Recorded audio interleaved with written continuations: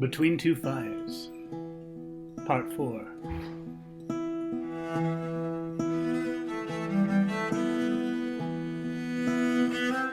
The walls of God's kingdom held, and though the devils despaired of breaking the walls and burning the deep architecture of heaven, yet were the angels stoppered in and could not come safely out.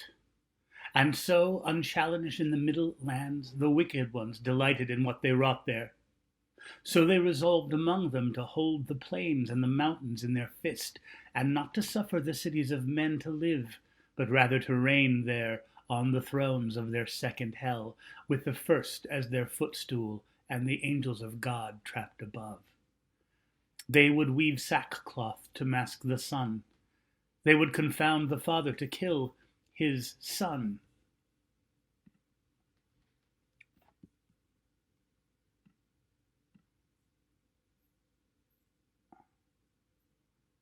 And then they would kill the Father. I'll read that sentence again. They would confound the Father to kill his Son, and then they would kill the Father. They would replace the beasts with clockwork things, and the birds with dead hands that flew. It had already begun. And the angels of God stood at the walls of heaven and sorrowed at the misery below, and fell out amongst themselves, some saying it was better to perish at once in hot struggle for man's sake, lest the Lord return to find the earth empty of men.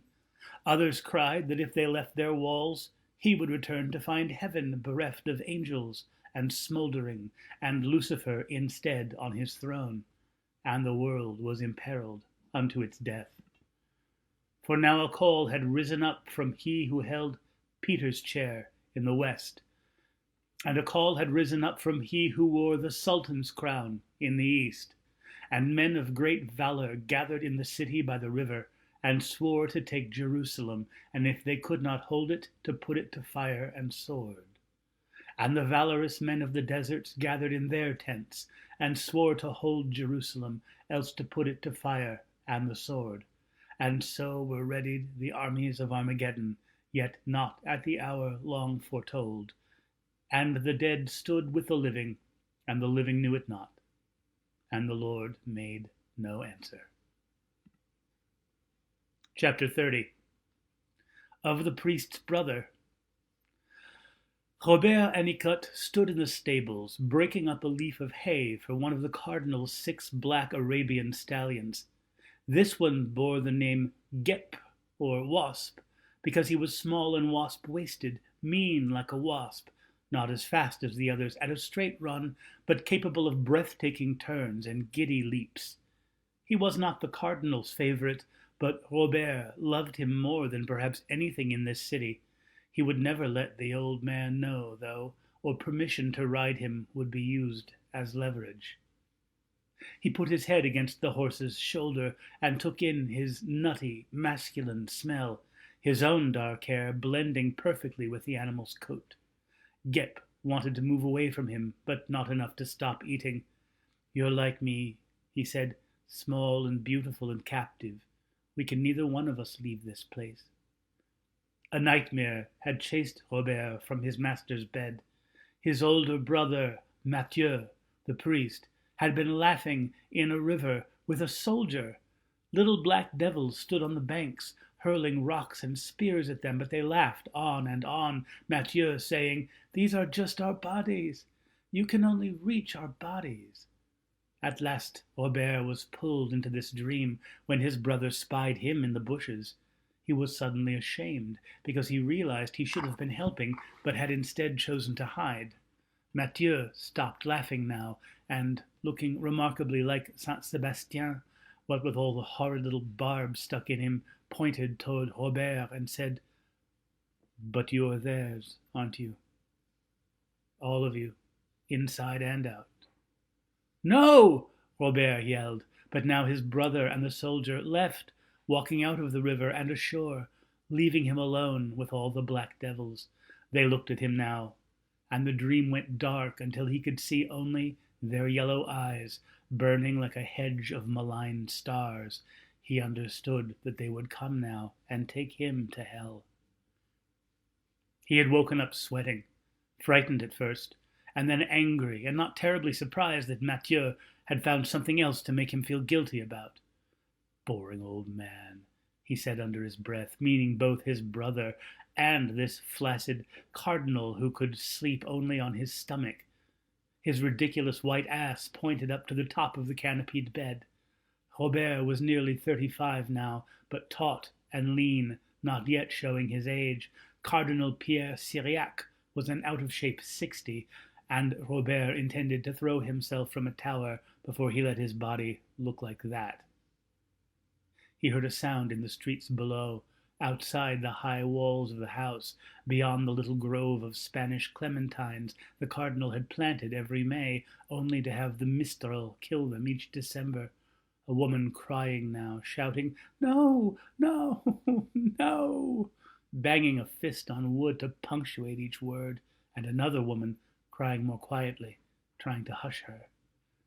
Another plague death, like as not, all the more stinging because the disease was actually loosening its grip on the city, only killing scores a week instead of hundreds.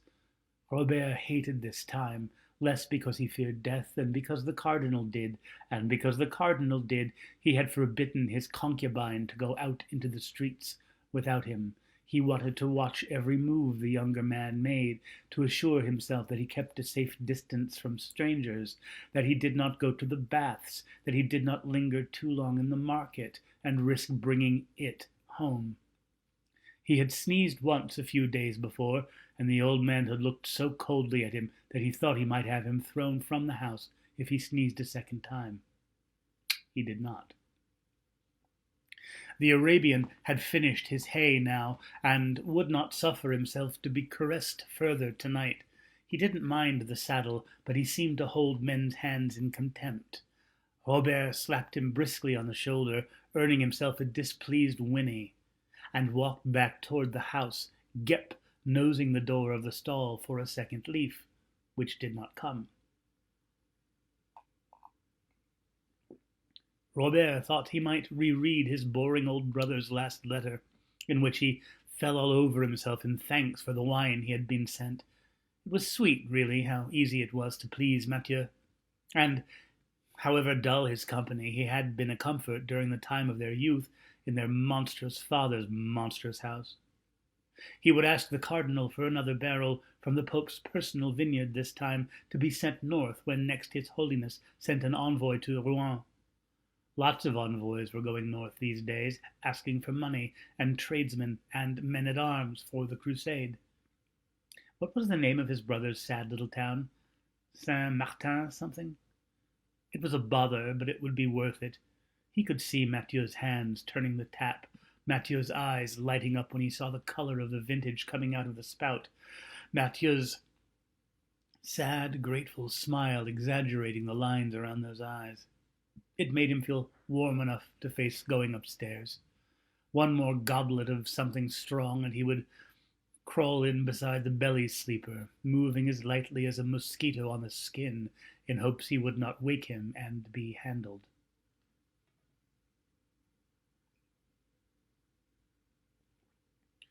The marketplace off the Rue de la Vieille Fusterie was nearly deserted. It was still too early.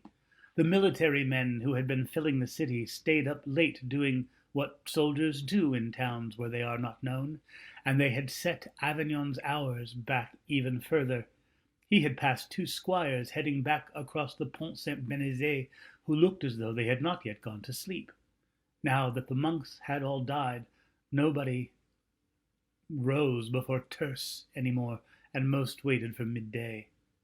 The cardinal had left the house, and now Robert had sneaked out for a vial of the cedar oil he loved to smell on himself. The Pope had called for a grand feast tonight, another whoring feast, and he hoped to make good impressions all around. But the oil merchant's stall was empty. It was hard to know who was dead and who was simply out of things. The swarthy little man who sold wine from the Pope's vineyard was doing a good business, his loader rolling barrel after barrel under the emblem of the crossed keys. But the other wine sellers had closed up shop. Nothing was coming from Beaune or Auxerre, but fantastical stories, and most of the vineyards near Mont Ventoux had also gone still. This year's harvest was dying on the vine, and last year's was nearly gone. There just weren't enough people left to work. Except in Pope Clement's vineyards. He was a man who got things done. Robert missed his days, only 3 years gone, working as cubicular to Pope Clement, who wanted no more from Robert than his help getting dressed, the lighting and snuffing of candles, and a little conversation when he couldn't sleep. Everything had gone to hell since the Holy Father had made a gift of him. With no oil to show for his walk across the bridge, Robert was determined to find some satisfaction. In the early evening he would have to look at the old man's disappointed smile as he failed to express a profound enough opinion on some religious matter, the smile that reminded him he was prized for his beauty, not his competence. He would have a few more hours until then, while the cardinal signed his papers and rattled his rings in the palace. The cardinals did little work as far as he had ever seen, their duties spiritual rather than temporal. It was the apostolic secretaries and chancellors, and even the pontiff himself, who shouldered the real work at the palace. Cardinals mostly discussed things, like some troop of self-important gossips in bright red robes and wide red hats. Sometimes one would go off as legate to this or that city and could be gone a year or more, but in Avignon they sat on cushioned benches and talked about whether women went to the same heaven as men, or if the Queen of Naples had really strangled her boy-toad of a husband. They talked about Cola di Rienzo's thuggish uprising in Rome, as if they still had any business with that city that the papacy had divorced, or as if they meant it when they talked about the Pope returning there, or as if they even had an Italian among them anymore, now that Colonna had died of the pest. They sat drowsing through canon lawsuits, saving their better selves for the evening's diversions. They waited for the Pope to die so they could wall themselves in to squabble about which one of them would take his hat and what favors he'd do to get it. They welcomed important men to their gardens and received gifts. They dallied with lovers, far too attractive for them.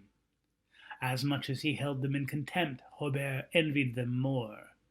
He often looked at his hands and wondered how they would look in fine white gloves and rings of emerald and tiger's eye over those gloves. Since the marketplace had more cats than people in it, he would have to find another way to kill the hour or two he dared to stay gone from the cardinal's house. So he went to the apartment of the Pope's second falconer, a red-haired, smiling boy whose moss-stuffed bed crunched with dried lavender. He had a woman in that bed, but, seeing who was coming up the stairs, woke her, sent her on her way, and put 2 shirts down over the stain they had left. The cardinal's man was a rarer guest, and a prized one.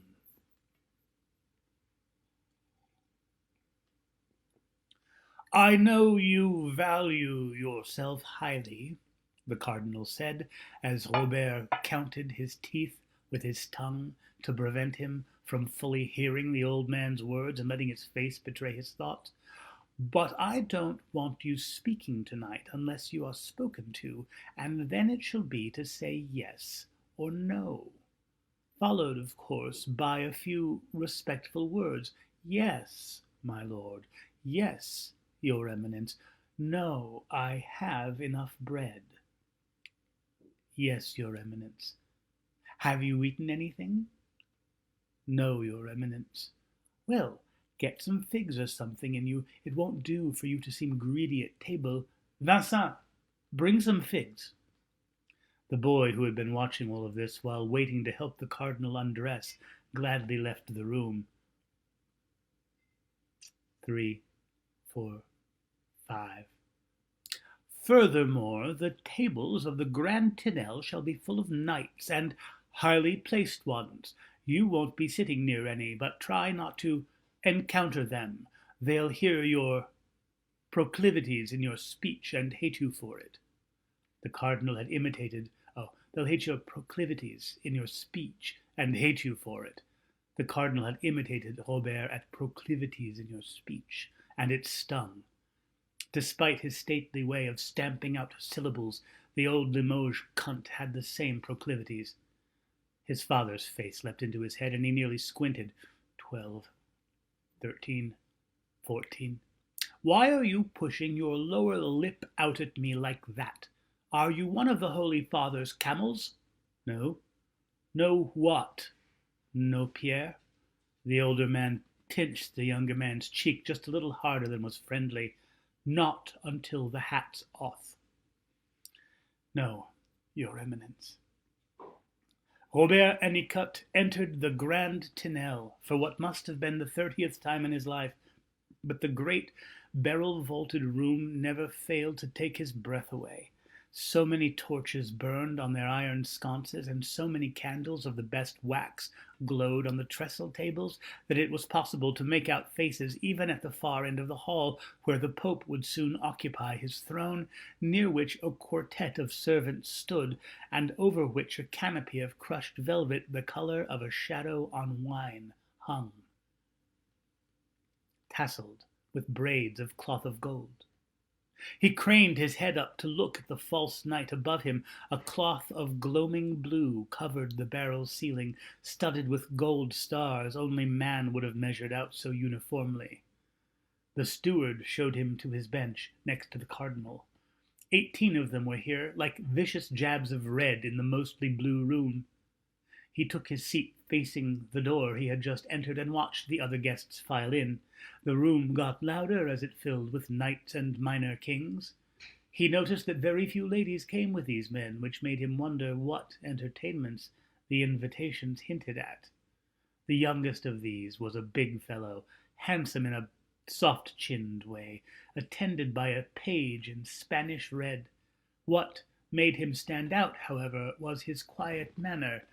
His sobriety and bearing belied his youth.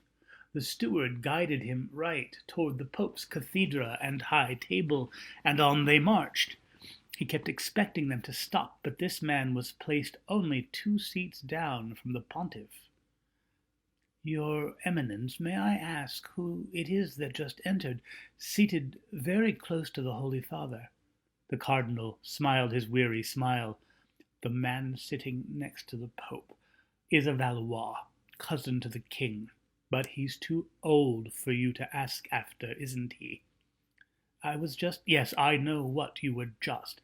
The one who caught your eye is the Comte d'Evreux, future King of Navarre, a sycophant and a coward, with a capable younger brother everyone hopes he'll promote by dying.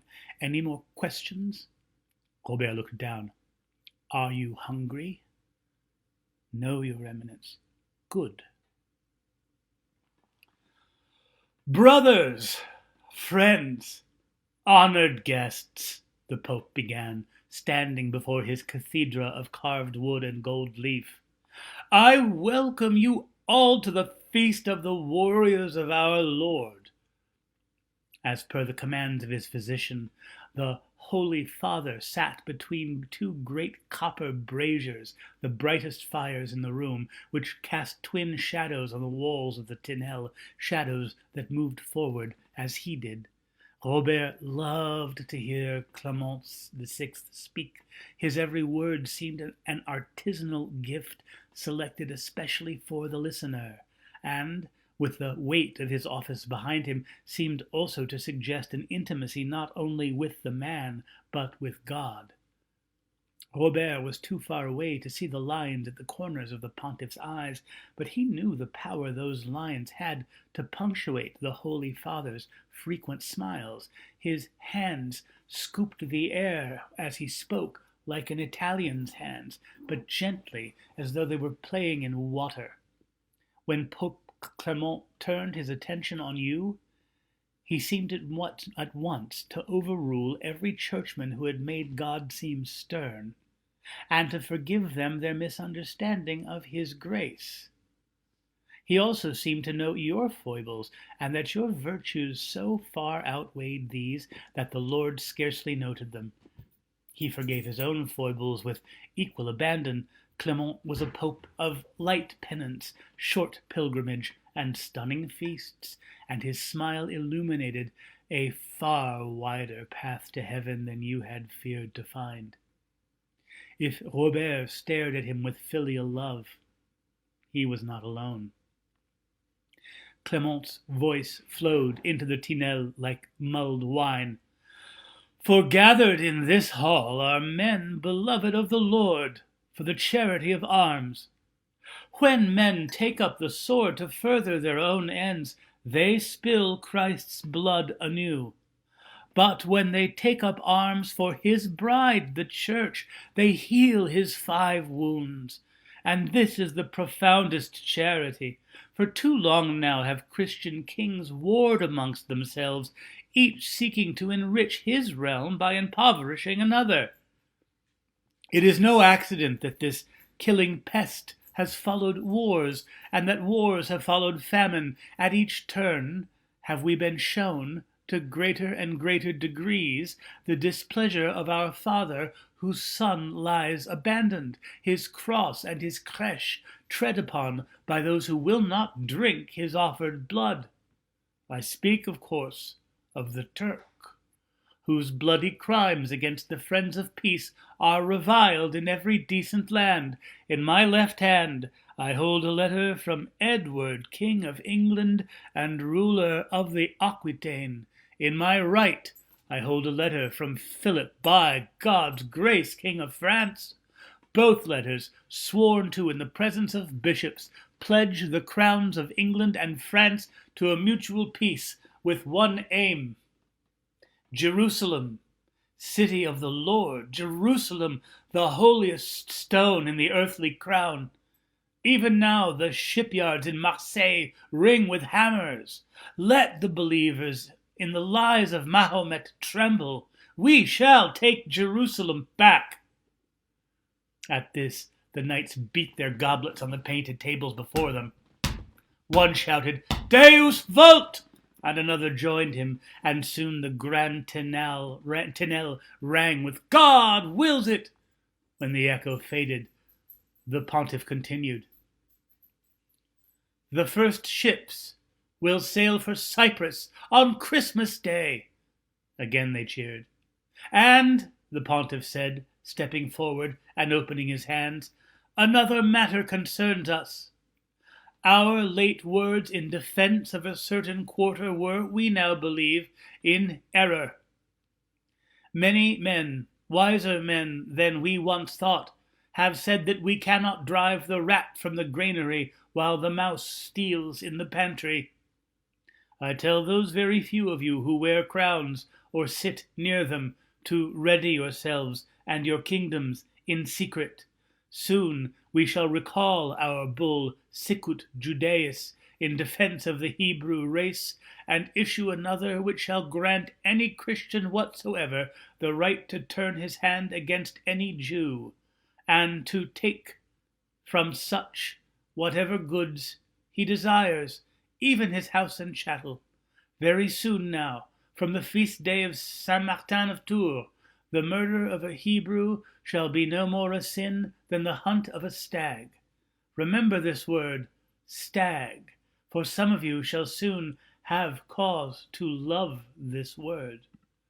In his holy name and to his holy purpose, let us pull the weeds both far and near that have too long choked his garden. Yet I shall speak no more, for hunger makes men deaf.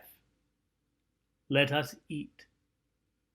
Robert was disturbed at the thought of harm coming to the Jews of Avignon, who seemed a docile and clever people, and who were undeniably among the greatest artisans of Provence. Yet he allowed the warmth in his heart to etch a small smile on his face. The Pope's words had so affected him that he felt, for perhaps the first time in his life, a part of something immense and wonderful.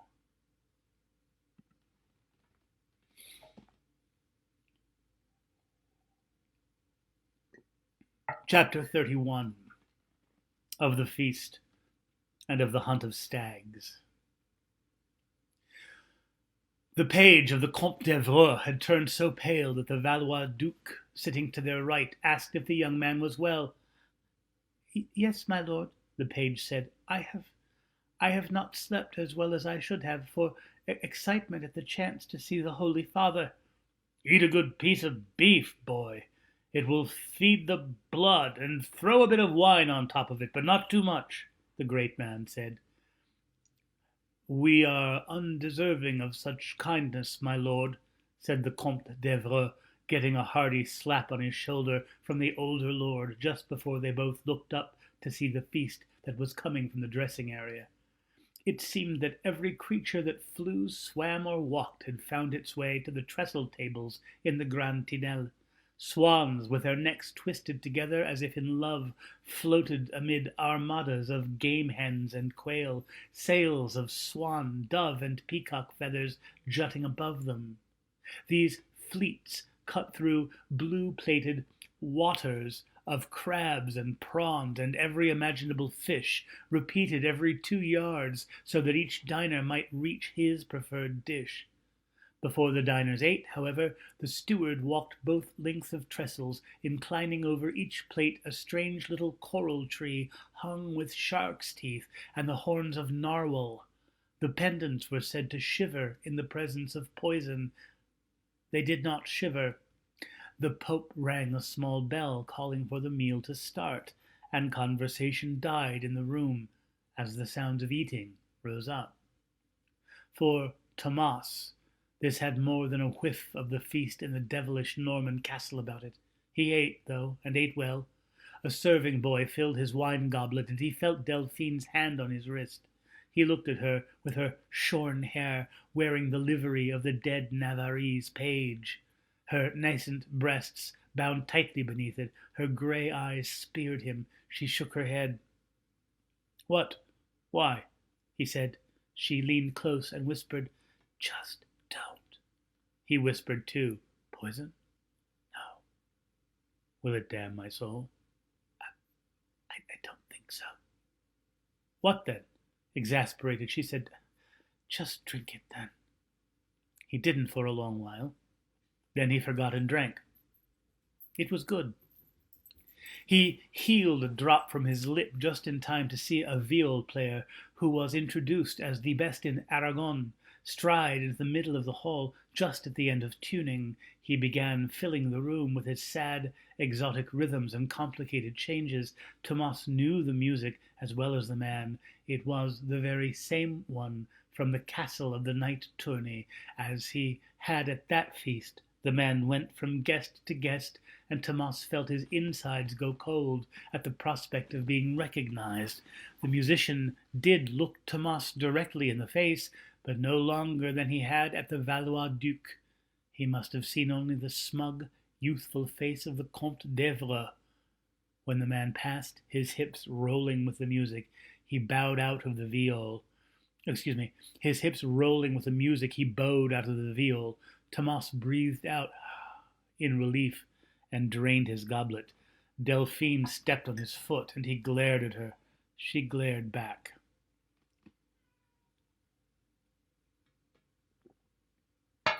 Other musicians followed as the diners wrecked first this armada, then cross-shaped heaps of the finest pastries, nougats and marchpanes Thomas or Delphine had ever seen.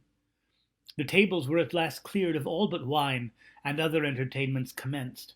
A dancing bear capered to drum and fife.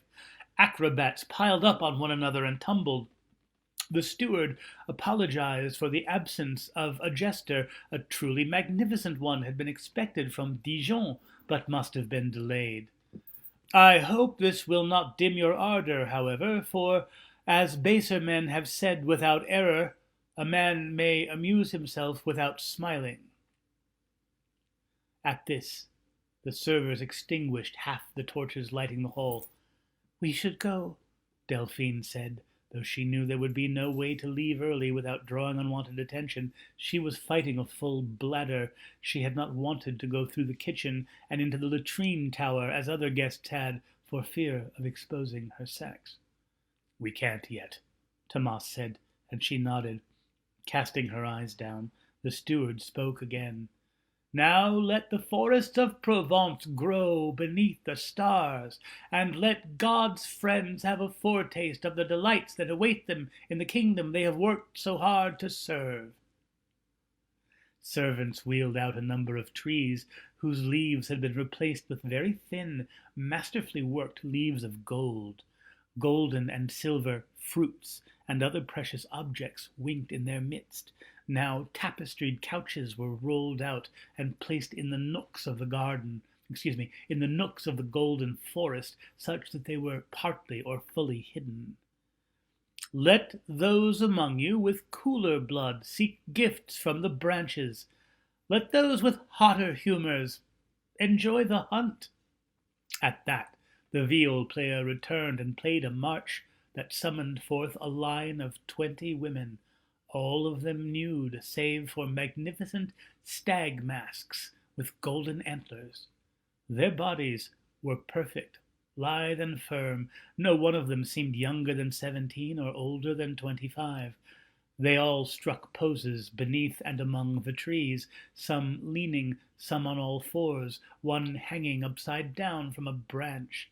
Tomas stared at this spectacle, a slow smile creeping onto his face. Delphine shuddered. Now the knights and cardinals began to file around the table. Servants scooted back their benches. "Come on, man," the Valois Duke said, as drunk as any man still walking, "unless you mean to spend the whole night at whispers with your page." Tomas followed him before Delphine could speak again.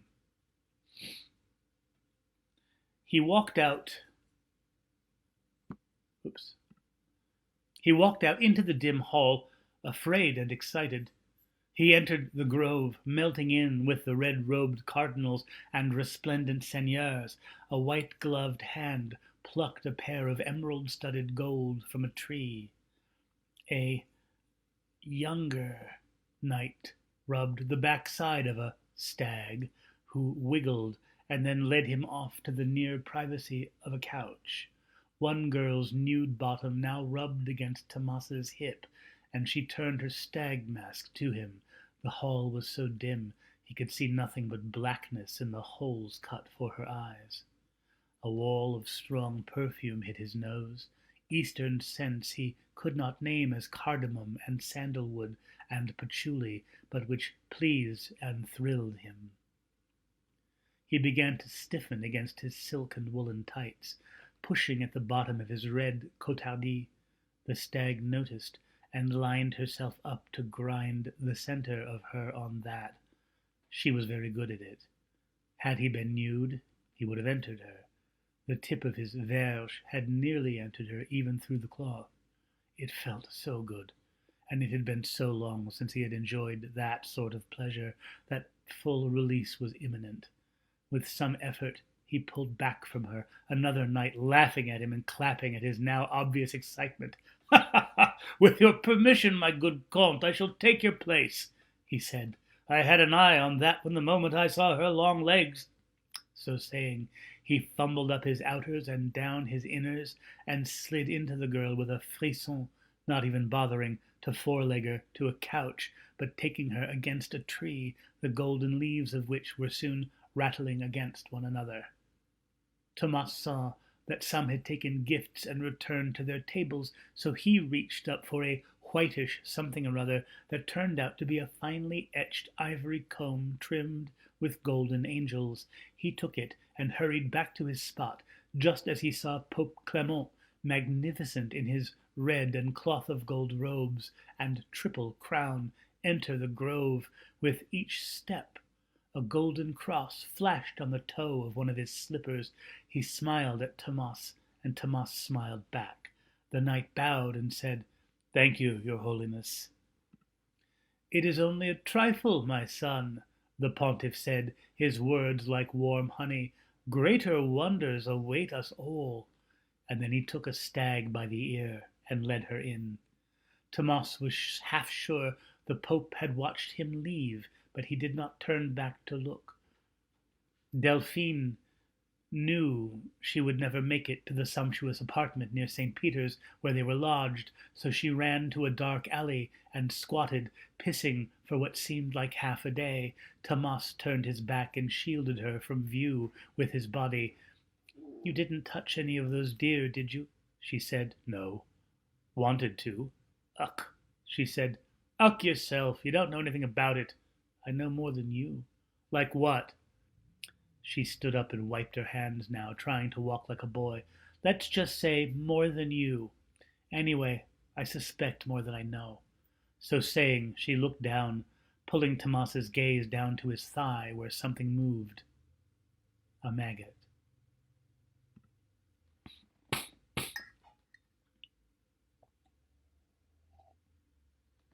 Chapter 32 of the Night Vintners. "What are you doing here?" Robert Hennicotte said. He had come for his nocturnal visit with Gep and had nearly leapt out of his skin to see the small girl in her dirty gown hugging her knees in the back corner of the Arab's stall. "You're going to get stepped on," he said, "besides the beating you'll get if the stable hands find you."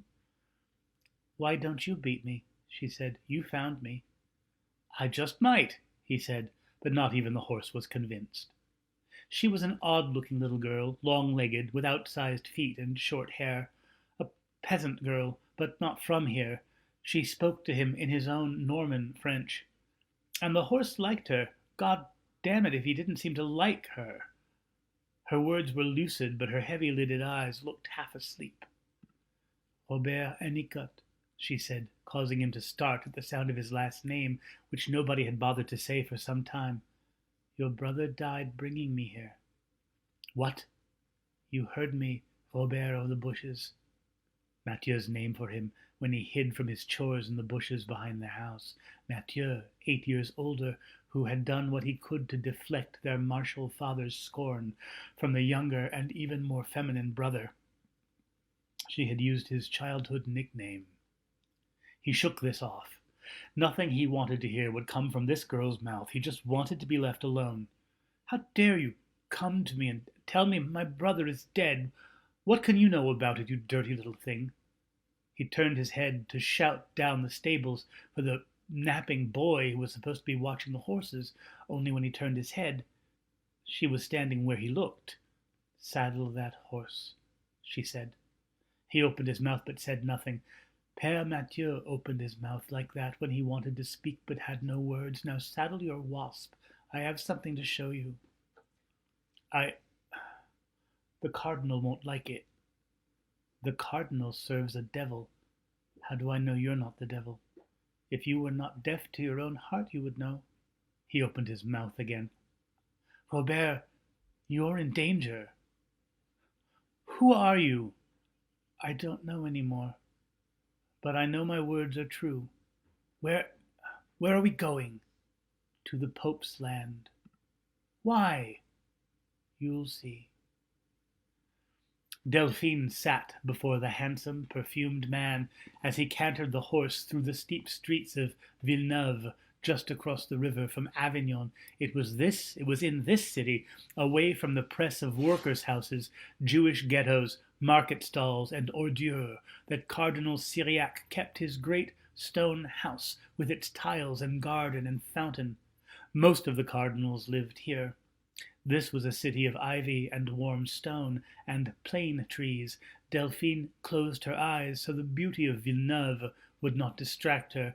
It was going to be so hard to turn this man. She would need to be a clear vessel for what? For God? God is gone. For his angels, then. But Robert had agreed to come with her, and she had not thought he would. He might yet do what she wanted of him, what they want of him. I'm scared of them, too, almost as much as I am of their dark brothers. They're so bent against each other. How can man matter to them? I'm going to die soon.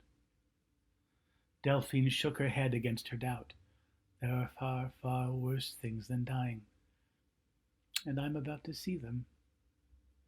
The horse stumbled on loose stones and jarred her eyes open just beneath the massive tower Philippe the Fair had built to menace the city of the popes some 40 years before. Villeneuve was in France, not Provence, while Avignon had just been bought. Excuse me. Villeneuve was in France, not Provence, while Avignon had just been bought outright by the Pope himself, making an earthly sovereign of him. The tower had been built by a bullying king to bully a weak pope. Now both were dead, and France and Avignon were in bed together, for good it seemed. The tower's murder slits were dark, unlike many windows behind her. Sleep was not coming easily to the city of cardinals, where important men could afford candles to burn against their nightmares. The people of Villeneuve did not know how close those nightmares were to birthing themselves in the world. They rode across the torchlit bridge into Avignon, then took the northern gate toward Sorgues and toward Châteauneuf. Delphine had walked this way with Thomas after his transformation. She had seen the handsome ramparts and great square towers of Châteauneuf by day. She had seen the vineyards that provided the last wine in Provence lying still, and had not thought to return by night, unlike Sorgues, which lay dead and open, no part of it still working save the papal mint. Châteauneuf was alive enough to shut the Porte d'Avignon at night, as it had even before the plague struck. Delphine's business was not in the city, however. It was in the vineyards that aproned it. They steered Gep off the Grand Chemin de Sorgues and onto the small paths between the lieux dits, bearing names like Bois Renard, Beau Renard, and Mont Redon. These were among the most beautiful vineyards in the world. But something was very wrong here. Robert started to speak, but she pinched him to keep him silent, pointing at the rows of vines lying under the nearly full moon. "What?" he said. She got off the Arab and led him to a fence. Robert dismounted too. "Tie him," she whispered, and Robert did. She pointed again. "I still don't," he started to whisper, and then he did see. The harvest was on. These vines were Grenache, an October grape, sweet, the latest to go in the basket. Now the backs and heads of men and women bobbed like so many black shadows in the moonlit vines. They hunched together, then shuffled to the next plant, shearing clusters of grapes off with the curved iron knives of their trade. "So what?" he said. "There's moon enough to see. Perhaps they fear a frost, and work night and day to save the crop." She led them closer, creeping quietly down the row. To Robert's surprise, however, she led them past the gatherers altogether, following 3 women with huge baskets of grapes on their backs. The women made for a stone farmhouse, just outside which a dozen workers tromped in a wine press. The women dumped their grapes in as men in knee-length sackcloth switched out empty juice bowls for full ones, handing these off to men on ladders who funneled them into a giant tun. The men seemed to be smiling or making some other face that showed their teeth. Robert did not care for this at all and did not want to know more. "Let's get back before we're caught," he said. "Do you see?" she whispered. "I just want to go back. They're not singing," she said, "and they're not humming, and they're not talking. Have you ever seen wine treaders tread in silence?" He was fuming now. This child who did not speak as a child was bewitching him. He turned to leave and ran directly into a man bearing grapes on his back. Robert began to excuse himself, and then the smell hit him. He had walked directly into a dead man, whose lower jaw was missing, and whose eyes had collapsed in on themselves. The dead man pushed by Robert, and then, as if it had struck him that something wrong had just happened, he turned. His black stub of a tongue worked, and he pointed at them. Neither Delphine nor Robert had to tell the other to run. The dead man now drew air into his unsound lungs as best he could, and made a horrible, dry, blatting sound like something between a busted cornemuse and a dying calf. The treaders stopped treading, and the gatherers stopped gathering. All of them turned now to look at the fleeing man and girl who had intruded upon the vineyard. Whether by instinct or at some command, the treaders climbed out of their vat, and the gatherers dropped their baskets, but not their knives. Now they ran too, some of them falling as they blundered into vines. They were gaining. Gep bucked and reared at the smell of them, or perhaps at the sound of them rushing through the leaves and butting against one another, and his rope threatened to come loose. If he ran off without them, Robert and Delphine would be hung like pigs with cut throats to bleed out into the vats. Caught. It was the girl who grabbed his reins, calming him while Robert fumbled with the knot. "Hurry," she said. The rope came loose. Robert mounted and nearly bolted without her, but he wheeled and scooped her up just as the dead swarmed over the fence. She would never forget their faces, even as their bodies rushed to do violence. What remained of their faces betrayed sadness, even apology for the murder they were being compelled to commit. Their knives were out, and the first ones grabbed for the reins. Gep jumped one way and then another, avoiding the flashing knives. He back-kicked one man whose head fell mostly off, causing him to flail his arms wildly, and then the horse found his footing and bolted down the Grand Chemin de Sorgues. Behind them, the sound of 80 corpses shouting through blasted lungs and throats rose up, and above them the moon flirted with slow, ragged clouds, as though everything below her had not spun wild. The bridge was nearly deserted as Robert and the girl cantered across. She did not have long left to convince him. "If you insist on blinding yourself to what you have seen, you'll have peace for a time, but they will come for you, and then you too will stomp in the wine press, or you will go to Marseille and sew sails with those who do not flinch when the needle pricks them. Or they'll strip your flesh from your bones for sport. You have no idea how much they hate you, though they smile." "What do you want from me?" Robert said. "The Holy Father trusts you." "Yes?" "Arrange an audience with him for my lord the Comte d'Evreux, a private one." "Why does he not send the request himself?" "Because the meeting must happen, and it must happen in the next days. There is no time to filter the request through secretaries." Robert sighed heavily, pushing the air out. Still shaken by the night vintners, he shook his head, though she could not see him behind her. "Something about this smells." "Yes," she said, "it does. And the stink is coming from the palace." Yes. While Robert Anicot eased back in next to the belly-sleeping cardinal, Thomas sat on the edge of the linen-covered bed in his lodgings. He had not slept, worrying about the girl. He had stirred happily at the sound of footsteps once before, but those had belonged to a chamber boy bringing up a brazier of hot coals.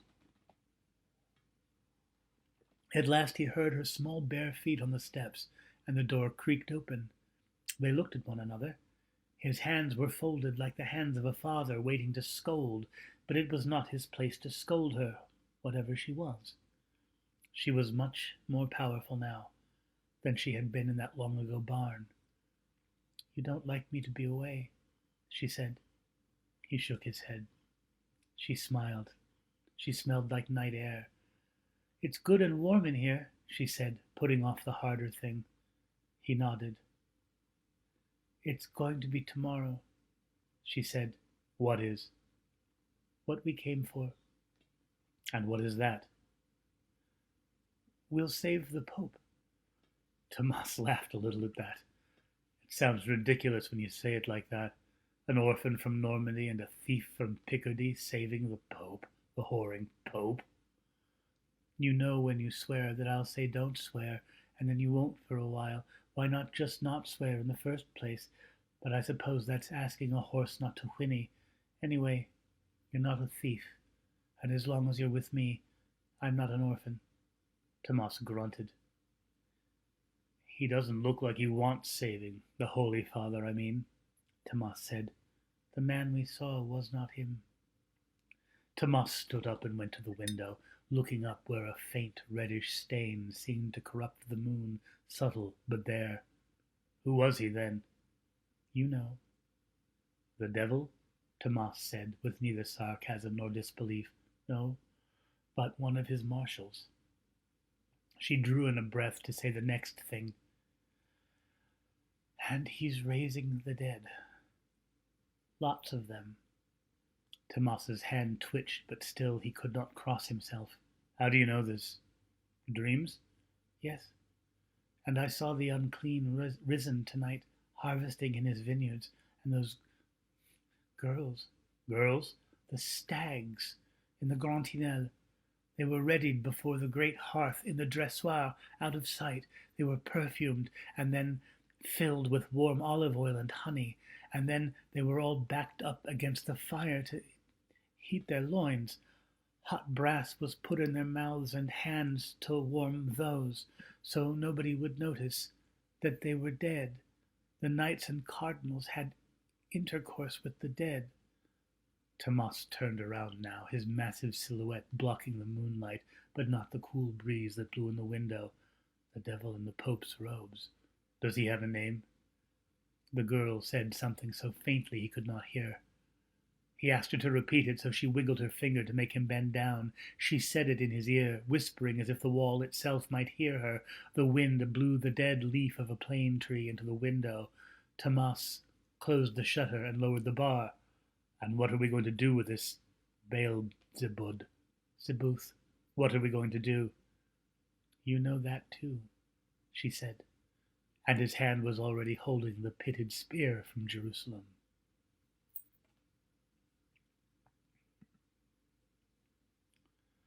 "33. Yeah, 33. Of the Pope's Garden. Robert Anicot held the bright little flower in his hand, noting its fragility. He had seen this variety before, of course, jabs of them clustered in vivid yellow in this garden or that, but he had never had a mind for herbs and flowers. He struggled to remember its name. "Tansy," the Pope said. "Crush it, Robert." He did as he was told, then put his nose to the palm of his hand. Pope Clement smiled at the face he made, which betrayed a reaction somewhere between revelation and distaste. "That's it exactly. Its fragrance rushes at us, strikes us, and leaves us uncertain how to feel about it. So much power in something so tiny. Orange blossoms are similarly potent. I had the pleasure of smelling some brought from Naples when Queen Joanna was here, but they simply please where tansy bewilders. You seem bewildered, young Robert. What is it that you wanted to see me about?" The air was cool in the garden, whose high walls thankfully sheltered it from the wind whipping through the alleys of Avignon and blinding its citizens with grit. In the distance, in the duller section of the papal gardens where food was grown, women gathered onions and turnips bound for the Pignotte, where the Pope showed his magnanimity by feeding Avignon's poor. An easier task now that the plague had thinned them so. It had raged mercilessly in the poorer quarters, leaving some streets entirely empty of the living. A lion roared. A second lion, in a cage neighboring the first one, paced discontentedly and then curled up at the rear of his enclosure. The cardinal had been meaning to ask where the new one came from. It was larger than Misericorde, the good-natured male the Pope had received from the King of Bohemia before his death at Crécy, and Misericorde did not like his neighbor. The new lion had too much black in his mane, and his eyes were set too wide. Something one might not notice without a well-made lion next to it. Although Misericorde was never precisely next to the new one, he tended now to sulk in the farthest corner of his cage. Robert glanced over at Cardinal Syriac, who was waiting politely out of earshot, watching a snow-white peacock trundle its carriage of feathers almost over his slippered foot. The cardinal did not like the intimacy between the great man and the man who once saw to his candles, not least because he feared that the boy, hardly a boy, but boyish in body and energies, would ask to be removed from his household. He knew he had been less generous toward his concubine of late, but seemed unable to stop himself.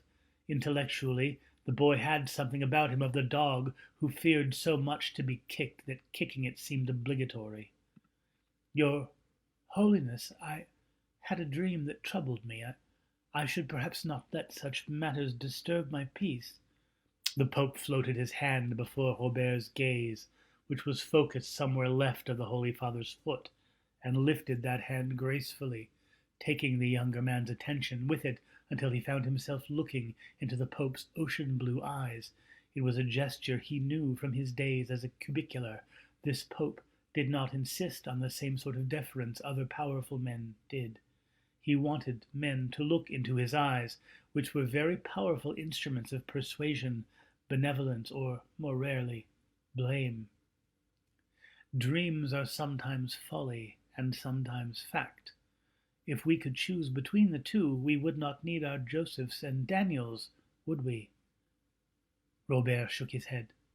A manicured bush full of some exquisite blue and white flower moved in the cold breeze behind Clement's head.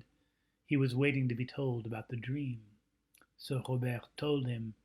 He omitted the fact that he had awakened in his clothes with his stockings wet from dew, the dew of the vineyards. The Pope tilted his head just a little, a paternal smile coming to his lips and his eyes. Are you sure this was just a dream, Robert? What else could it have been, Papa? Something tickled his hand, and he lifted it to see a fly with a body of brilliant gold rubbing its forelegs. It flew off again, as if it had never been there. The smell of tansy welled up again in his nose. I hate to pronounce the word, the Holy Father said, but I think you can guess it. Witchcraft. The Pope leapt into being and disappeared again, the word leapt into being and disappeared again as swiftly as the fly had. The Pope's eyes gleamed just a little as if in confirmation. It is no secret that we move in strength against the arrogant one's hold on this world. It is so unlikely that he would seek... I'll start this paragraph again. It is no secret that we move in strength against the arrogant one's hold on this world. Is it so unlikely that he would seek to stop our enterprise? And is it unlikely that he would seek to blacken our good name with his sorceries? The girl in your dream will have shown you her own villainies to confound you. Do you think they mean you some harm, Papa? It would serve the cruel one's purpose.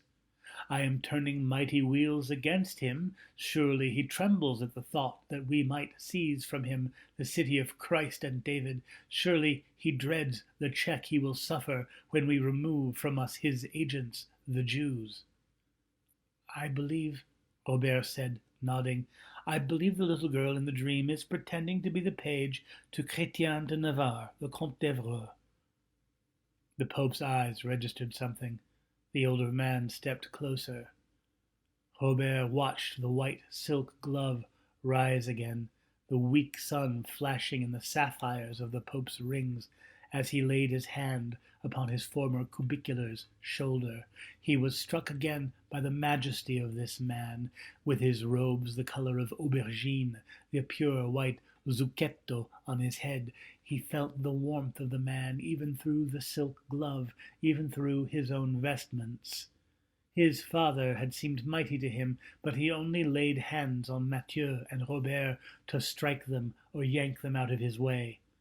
He wanted to cry at how deeply accepted he felt.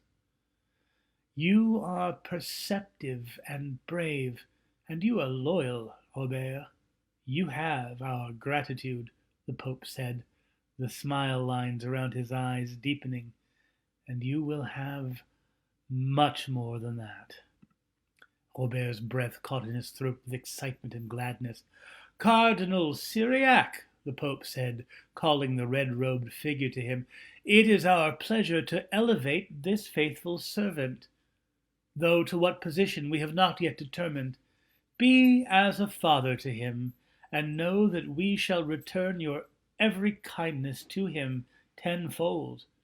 Dismissed, the cardinal and the young man walked out of the garden, passing by the cages of the Pope's zoo. "We shall return your every kindness to him tenfold." The cardinal moved his lips as he silently repeated the Pope's words, trying to plumb them for their true meaning. He glanced past his self-satisfied lover, whose expression was not so bold it could be called a smile, and at the enclosures of the Holy Father's bestiary. Something was wrong with the lions. It took him a moment to register what it was. They were both in the same cage now.